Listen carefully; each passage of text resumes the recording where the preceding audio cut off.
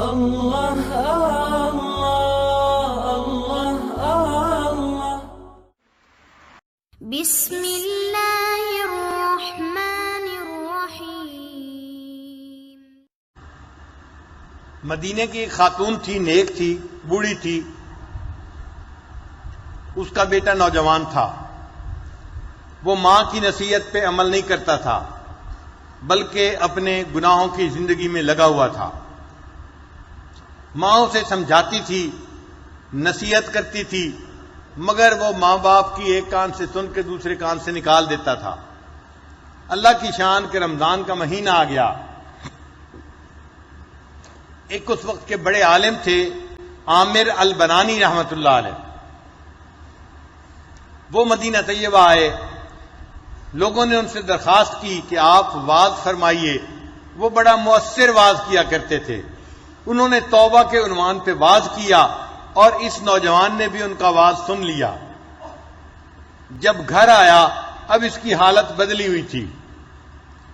اپنی ماں کو کہنے لگا، امی کیا آپ چاہتی ہیں کہ میں نیک بن جاؤں؟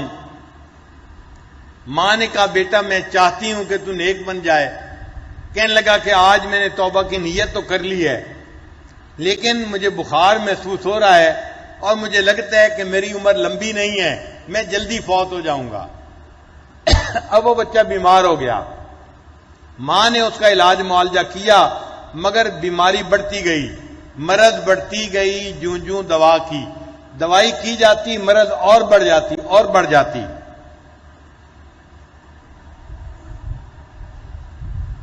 حتیٰ کہ ایک دن اس بچے کو محسوس ہوا کہ جیسے آج میری جان نکل جائے گی، تو وہ بچہ بڑی حسرت سے رونے لگا۔ ماں نے پوچھا، بیٹا اتنی حسرت سے کیوں رو رہا ہے؟ کہنے لگا، امی جب جوانی تھی تو میں گناہ کرتا رہا، اب میں کمزور ہو گیا ہوں، بڑھاپا آ گیا، اب میں نے توبہ کر کے نیکی کی زندگی کا ارادہ کر لیا۔ جب طاقت تھی تو گناہ کرتا تھا، اب کمزوری ہو گئی تو اب میں نے توبہ کی نیت کر لی اور نیکی کا ارادہ کیا۔ اب مجھے نہیں پتا کہ میری کتنی زندگی باقی ہے، لیکن امی میری ایک بات مان لینا۔ ماں نے کہا، بیٹا کیا بات مانوں؟ کہنے لگا، میری بات یہ مان لینا کہ جب میرے آخری سانس آنے لگیں تو اس وقت تو مجھے کلمہ یاد دلانا تاکہ میں کلمہ پڑھ کے اس دنیا سے فوت ہو جاؤں۔ اور امی جب میری روح نکل جائے اور میں زمین کے اوپر لیٹا ہوا ہوں تو امی اس وقت اپنے جوتے سمیت اپنے پاؤں کو میرے رخسار کے اوپر رکھ دینا اور میرے رخسار کے اوپر جوتوں سمیت اپنے پاؤں کو رکھ کے کہنا، اے اللہ یہ وہ نوجوان تھا جو تیرے حکموں کی خلاف ورزی کرتا رہا، مگر میں اس کی ماں ہوں، میں اس کی طرف سے استغفار کرتی ہوں۔ اللہ یہ میرا بیٹا آج زمین کے اوپر ذلت کے ساتھ لیٹا ہوا ہے، میں نے اس کے رخسار کے اوپر اپنا پاؤں رکھا ہوا ہے، اللہ میرے بیٹے کے گناہ کو معاف کر دے۔ ماں نے دعا مانگی، رات خواب میں دیکھا اس کا بیٹا جنت میں پھر رہا ہے اور اس کا چہرہ 14ویں کے چاند کی طرح چمک رہا ہے۔ ماں نے پوچھا، بیٹا تیرا یہ حال کیسے ہوا؟ کہنے لگا، امی اللہ نے تیری توبہ کو قبول کر لیا اور اللہ نے میرے گناہوں کو معاف کر کے مجھے جنت عطا فرما دی۔ اللہ تعالیٰ اتنے رحیم ہیں، اتنے کریم ہیں کہ بندے کے گناہوں کو معاف فرما دیتے ہیں۔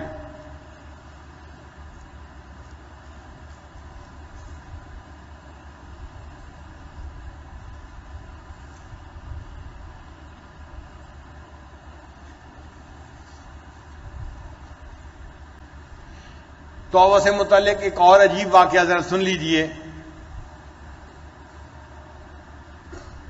ابان ابن عیاش رحمت اللہ علیہ انہوں نے یہ واقعہ نقل کیا ہے۔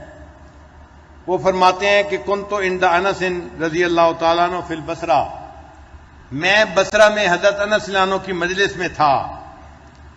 فخرجت من عنده، جب میں ان کی مجلس سے باہر نکلا تو میں نے دیکھا فَإِذَا بِجَنَازَةٍ يَحْمِلُهَا أَرْبَعَةٌ مِّنَ الْمُسْلِمِينَ، میں نے ایک جنازہ جاتے ہوئے دیکھا جس کو صرف 4 بندوں نے اٹھایا ہوا تھا۔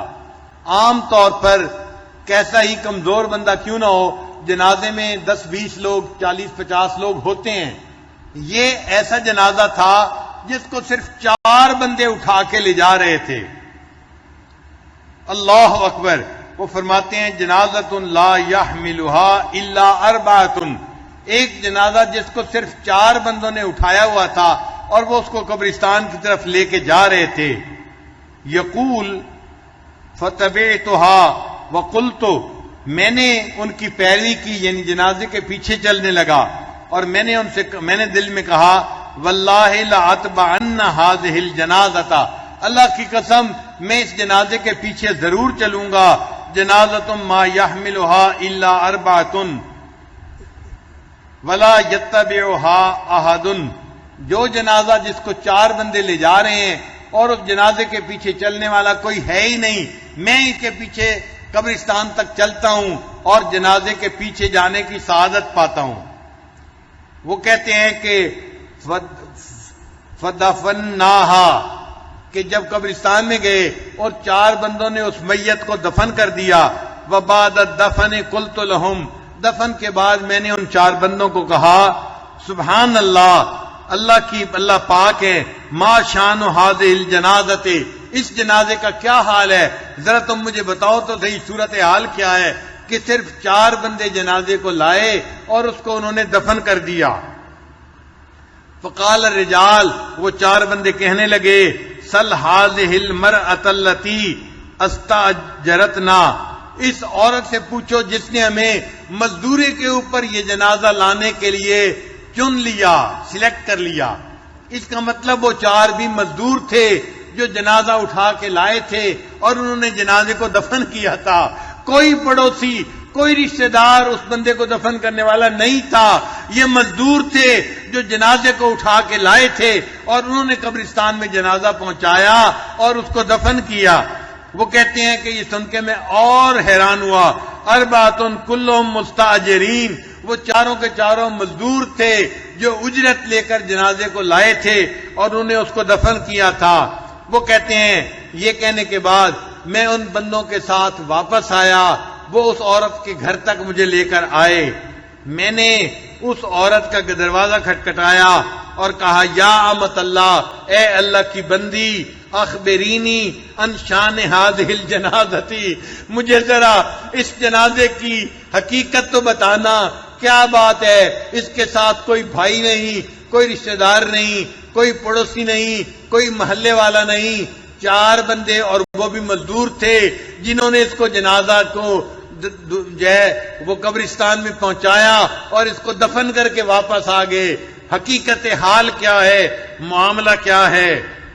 جب میں نے یہ پوچھا فقالت، وہ کہنے لگی ھذا جنازۃ ابنی، یہ میرے بیٹے کا جنازہ ہے. کل تو میں نے کہا وما شانھا، اس بیٹے کا کیا حال کیا تھا؟ قالت، کہنے لگی لما حانت ساعۃ الوفات، جب اس کی وفات کی ساتھ آ گئی، کہنے لگا قال علی، اس نے مجھے کہا تھا یا اماہ، اے میری امی، تریدین لی السعادۃ، کیا تو میرے لیے سعادت کو پسند کرتی ہے؟ فقلت نعم، میں نے کہا ہاں، میں چاہتی ہوں کہ تو نیک بن جائے. یا بنیا، اے میرے بیٹے، وکان رجلا فاسقا عاصیا عاقا، وہ ایک نوجوان تھا جو بڑا گنہگار تھا، ماں باپ کا نافرمان تھا. اس نے پھر یہ کہا اماں، اگر تو چاہتی ہے کہ میں نیک بن جاؤں، یا اماں، اے میری اماں، اذا حانت ساعۃ الوفات، جب میری وفات کا لمحہ قریب آ جائے، فلکنیدی، تو مجھے بالشہادتی، امی مجھے کلمہ شہادت کی تلقین کرنا. ثم اذا مت، پھر جب میں فوت ہو جاؤں، لا تخبری احدا بجنازتی، اللہ محلے کے کسی بندے کو، پڑوسی کے کسی آدمی کو میرے جنازے کی اطلاع مت دینا. فإنہم یعرفون معصیتی، وہ سارے میرے گناہوں کو جانتے ہیں. فإنہم ان عرفوا، اگر وہ جان لیں گے کہ یہ گناہگار میں ہوں جس کا یہ جنازہ ہے، فلن یصلوا علی، وہ میرے اوپر جنازہ پڑھنا بھی گوارا نہیں کریں گے.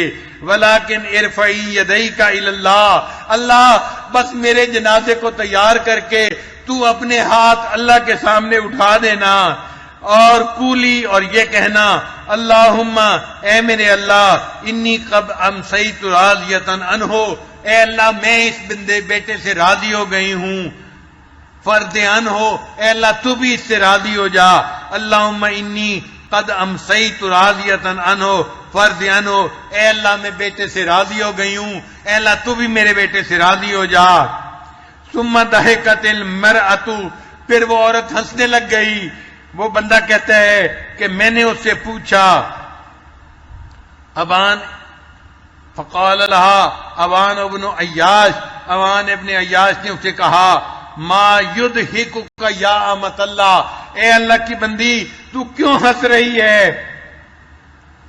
قالت، کہنے لگی واللہ اللہ کی قسم فعلت ما قال، میں نے وہی کیا جو اس نے مجھے کہا تھا۔ فرفعت یدیا، میں نے اپنے ہاتھوں کو اٹھایا، وقلت، اور میں نے کہا اللہم انی قد امسیت راضیتا عنہ فرض عنہ، اے اللہ میں اس سے راضی ہو گئی ہوں، میں ماں ہوں، تو بھی اس سے راضی ہو جا۔ فَإِذَا بِي أَسْمَعُ مُنَادِيًا يُنَادِينِی، میں نے ایک منادی کو آواز دیتے ہوئے سنا، وہ کہہ رہا تھا کہ یا اماں ہو، اے اس نوجوان کی ماں، کہ اے میری اماں، وہ نوجوان گویا مجھے کہہ رہا تھا یا اماں ہو، اے میری امی، قدمت علی رب رحیم کریم، میں نے ایک ایسے رب کے پاس میں پہنچا ہوں جو بڑا رحیم ہے، بڑا کریم ہے، غیر ساخط، وہ مجھ سے ناراض نہیں ہے، علیہ ولا غضبانہ بدعوتک لی، اے اللہ جو تو نے میرے لیے دعا کی تھی اس کی وجہ سے اللہ نے ناراضگی کو معاف کر دیا اور میرا اللہ مجھ سے راضی ہو گیا۔ اب وہ بندہ جس سے اللہ راضی ہو گیا، اب اس کا کوئی جنازہ پڑھتا ہے یا نہ پڑھے، اس کی تو آخرت سنور گئی نا۔ اب ماں نے مزدوروں سے جنازہ اٹھوایا، مزدور نے اس کے جنازے کو جا کے دفن کیا، اور یوں اللہ نے اس بندے کی ماں کی دعا کو قبول کر کے اس بندے کی توبہ کو قبول فرما لیا۔ لا الہ الا اللہ، لا الہ الا اللہ، لا الہ الا اللہ، لا الہ الا اللہ، لا الہ الا اللہ،